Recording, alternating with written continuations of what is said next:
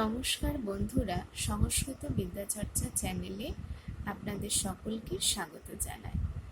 আজকে যে শব্দরূপটি সম্পর্কে আলোচনা করব সেটি হলো যুষ্মৎ, অর্থাৎ তুমি। গতদিন আমি অস্মৎ অর্থাৎ আমি এই শব্দরূপ সম্পর্কে বলেছি। আজকে এই যুষ্মৎ অর্থাৎ তুমি শব্দরূপ সম্পর্কে বলবো।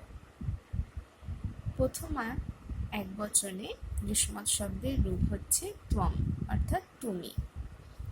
দ্বিবচনে যুবাম মানে তোমরা দুজন। বহুবচনে যুয়ম অর্থাৎ তোমরা সকলে।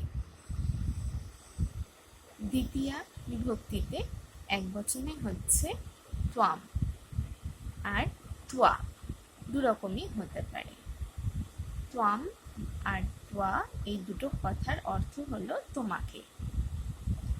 দ্বিবচনে যুবাম বা বাম, দুরকমই হতে পারে। এখানে অর্থ হবে যুবাম বা বাম কথার অর্থ হলো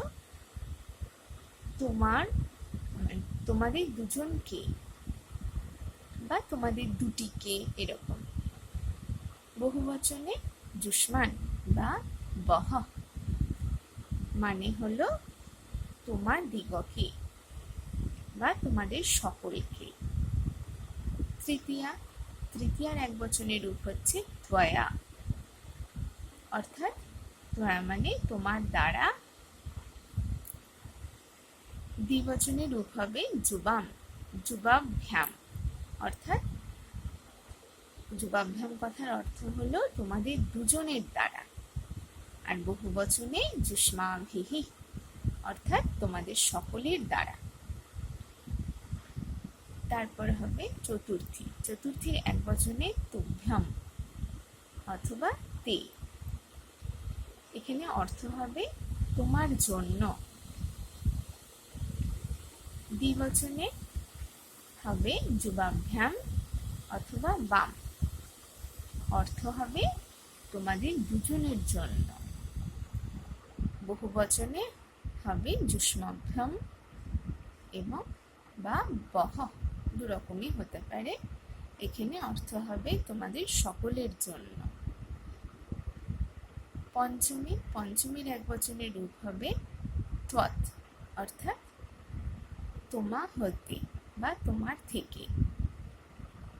দ্বিবচনে যুবাভ্যাম বা তোমাদের দুজনের থেকে। বহুবচনে হবে যুষ্মৎ বা তোমাদের সকলের থেকে বা তোমাদিগ হতে। ষষ্ঠীর একবচনে হবে তব বা তে, দুরকমই হতে পারে। এখানে তব বা তে কথার অর্থ হলো তোমার। তারপর দ্বিবচনে হবে যুবয়ঃ বা বাম, অর্থ হবে তোমাদের দুজনের বা তোমাদের দুটির, এরকম। বহুবচনে যুষ্মাকম বা বহ, দুরকম হতে পারে। এখানে অর্থ হবে তোমাদের বা তোমাদের সকলের, এরকম। সপ্তমীর একবচনে হবে তৈ মানে তোমাতে। যুবয়ঃ দ্বিবচনের রূপ। যুবয়ঃ কথার অর্থ হলো তোমাদের দুটিতে। বহুবচনে